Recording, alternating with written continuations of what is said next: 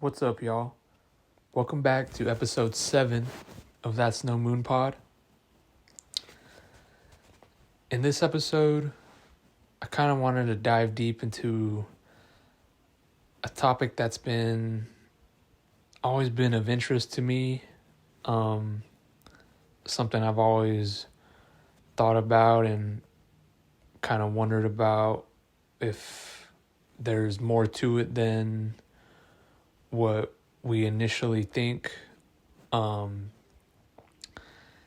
that is pretty much our consciousness, our thoughts, our dreams, and kind of just how those things form our reality in a way, and how there could be more to it than what I think most people believe. Last week I talked about pretty much UFOs, aliens, kind of how, all the information that we have on those specific subjects are kind of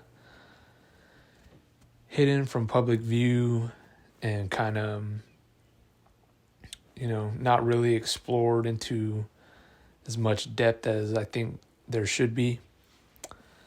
And I think there's a lot more to,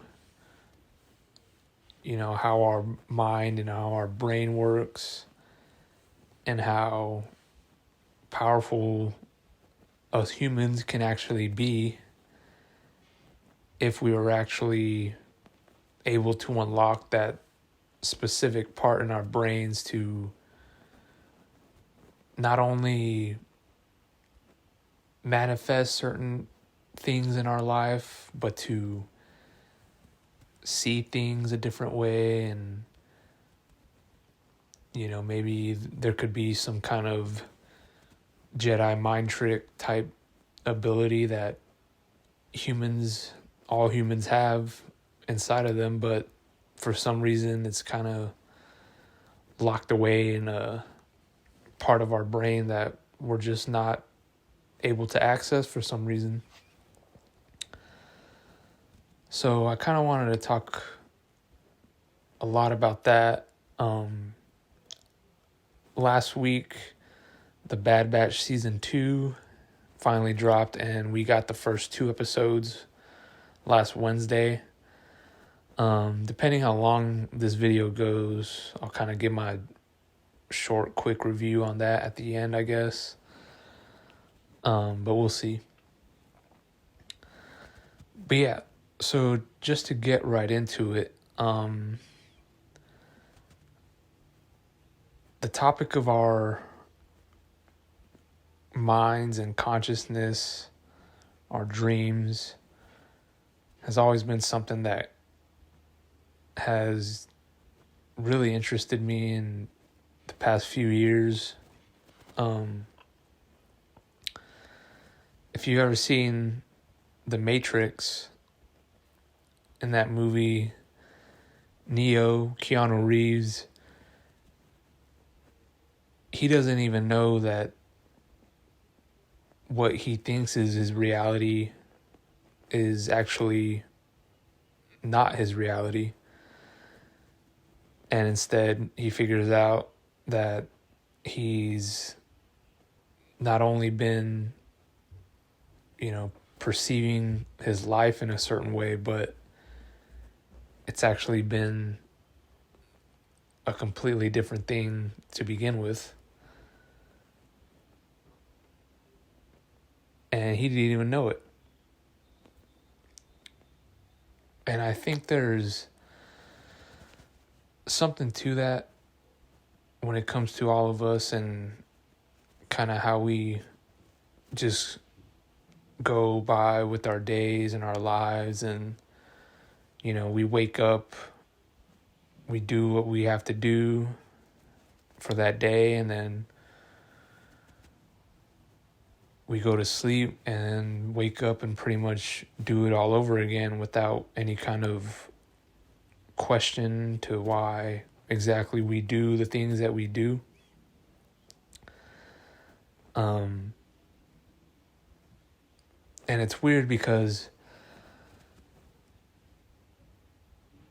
human beings are really the only species that can really ask that kind of question of, why do we do the things that we do? Why are we, not only why are we here in the first place, but the fact that we can even ask the question as to why are we here and why are we able to do all the things that we do. No other species, animal even has those kind of thoughts. They just, like I said, like Neo in the Matrix, they just wake up, do the things that they have to do that day, and then go to sleep. But for some reason, we're the only ones that we know of that can think a different way and, choose to do something different rather than kind of just go along and do what we feel like we're been kind of automatically function to do.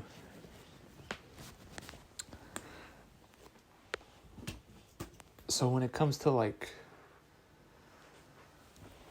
our dreams and what we perceive as to be, reality or whatever you want to call it, sometimes you have a dream and you feel like not only is it real, but maybe there's something a little more to it than it just actually being some mind game while you're asleep.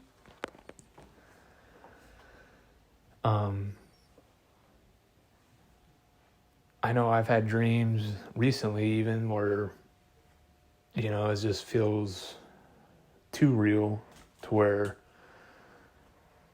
I feel like I could smell the things that are going on and I could feel the coldness of certain objects that I'm touching in the dream. And you could feel the emotions that come with it while you're in that dream.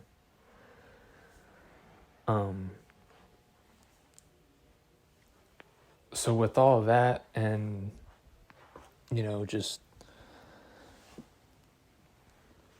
putting all that into perspective and trying to come up with a way to just to put like a finger on it and not think of it as just, oh, it was just a dream, right? Because I believe that our minds can not only create certain things that seem unrealistic, but I feel like they could do physical things as well. If you ever heard of remote viewing, that was a practice that I believe the Russians had experimented with, and I believe other nations have also experimented with behind closed doors, to where they try to use telekinesis to try to either extract or implant certain information into someone else from a distance, and just by using their minds. And I know there's been definitely tests and studies done by this within certain governments, that I think people actually know about, and they know that it has gone on. But I mean, if that's on the news or something and it comes out to be true that Our governments have been testing with individuals, trying to use Jedi mind tricks to, help our defense and intelligence. That would kind of sound kind of kooky, I guess. I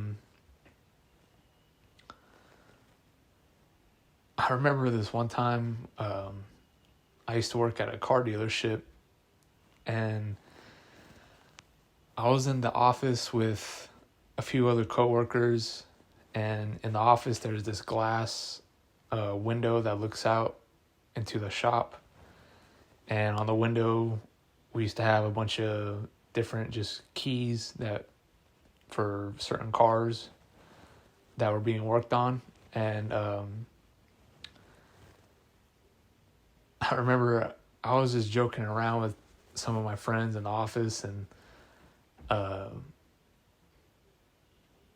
I was like, watch, I'm gonna use my mind, and I'm gonna shake the whole window with just my mind. Not actually trying to be serious, more just trying to be dumb and make them laugh. And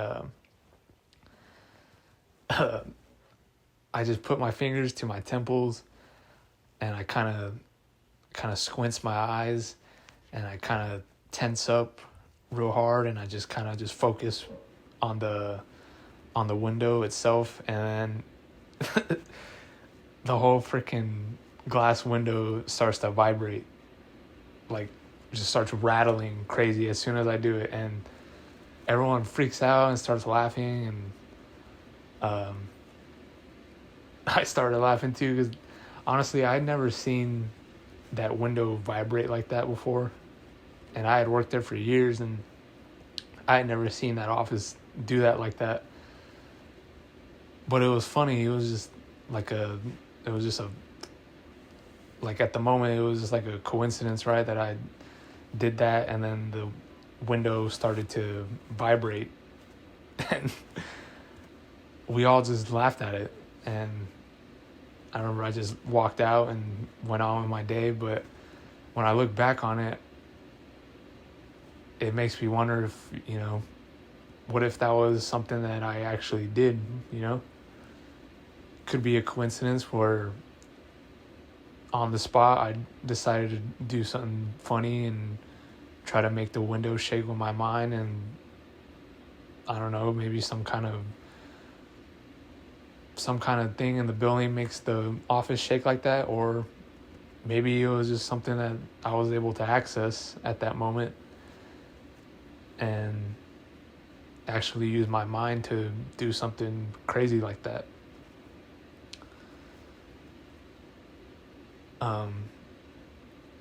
It's kind of like, getting back to the Matrix,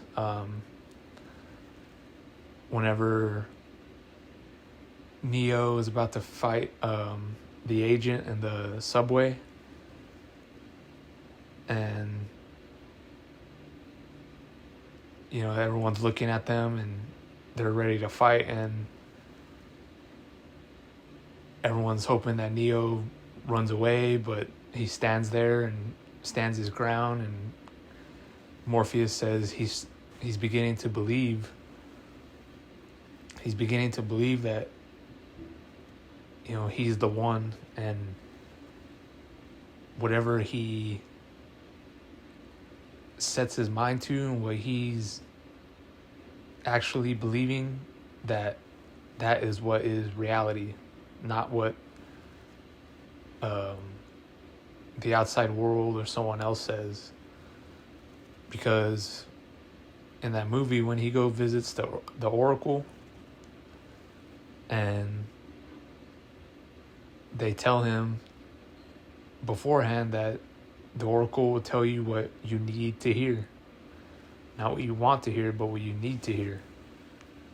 And the whole time, everyone's telling him that he's the one. He's the one to save everything. And so in his mind, he's questioning whether or not he is the whole time.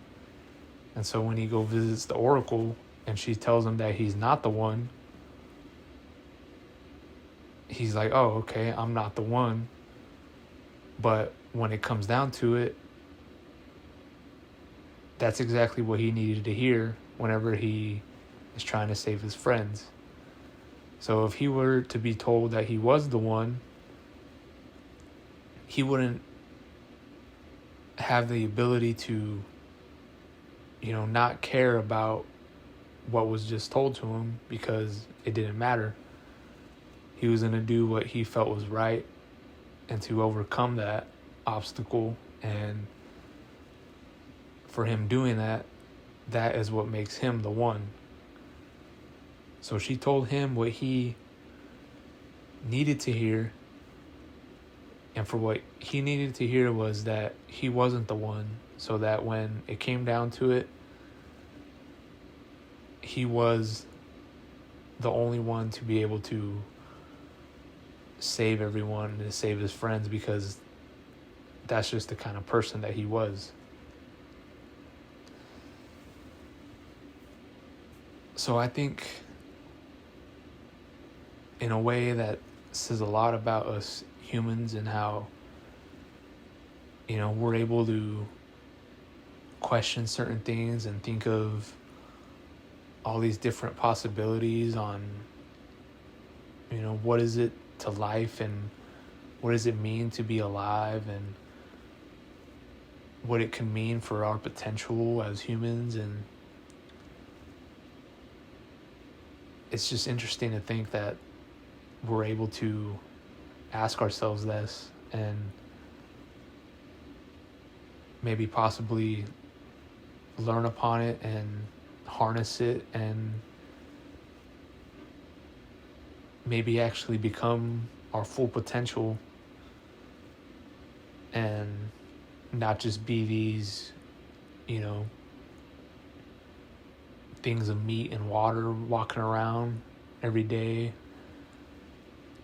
not looking at each other, kind of ignoring what we can be and what we should be.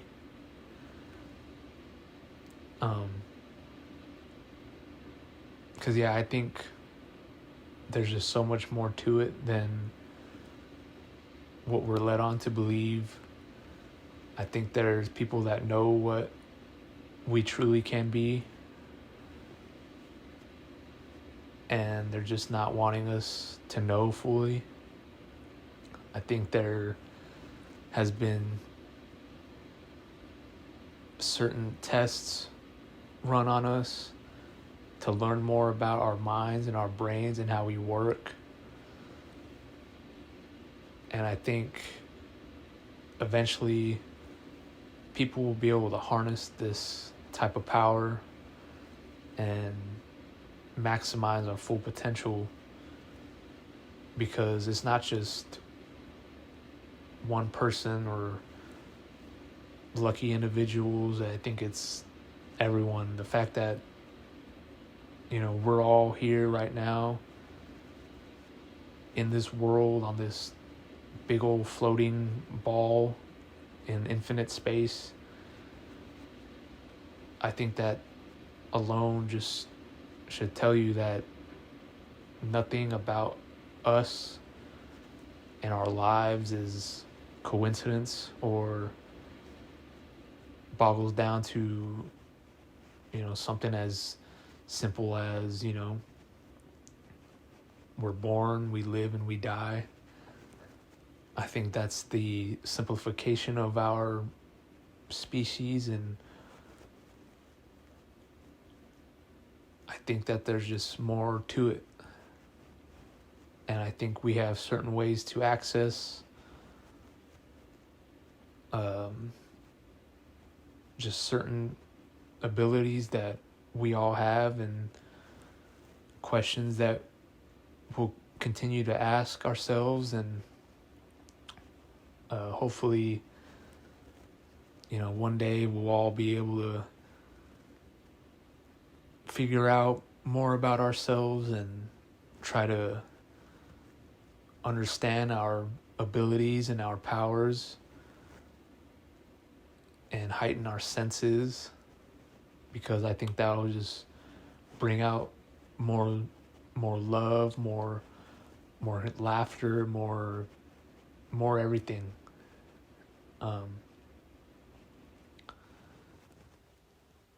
But yeah, I think that kind of, those are the main thoughts I kind of wanted to talk about in this episode.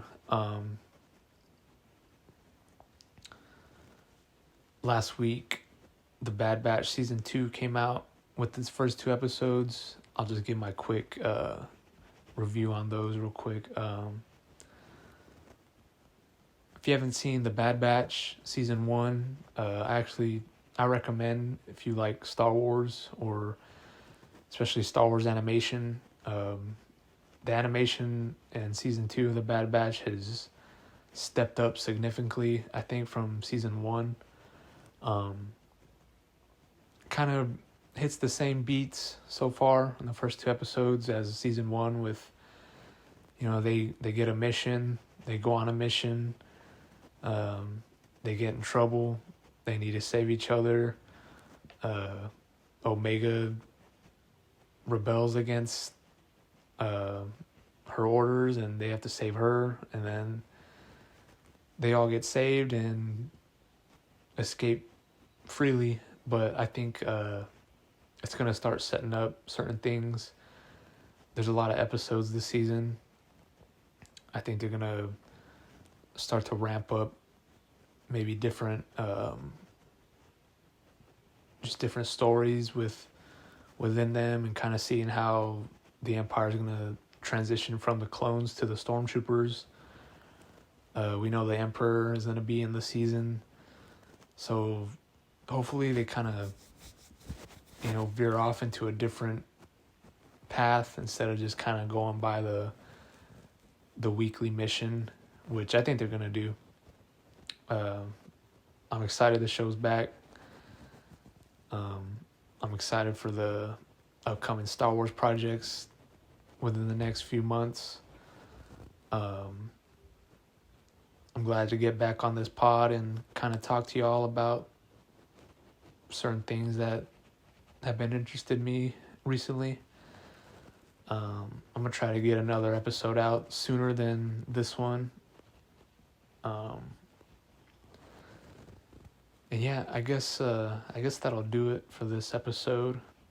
I should probably say I have an Instagram at Admire My Moonsalt, and I post a comic book, at least one comic book a day on there, newly released, or kind of some throwbacks that I've read. So I'll buy the comics, I'll read them, and then I just screenshot them, post the variant covers with them as well.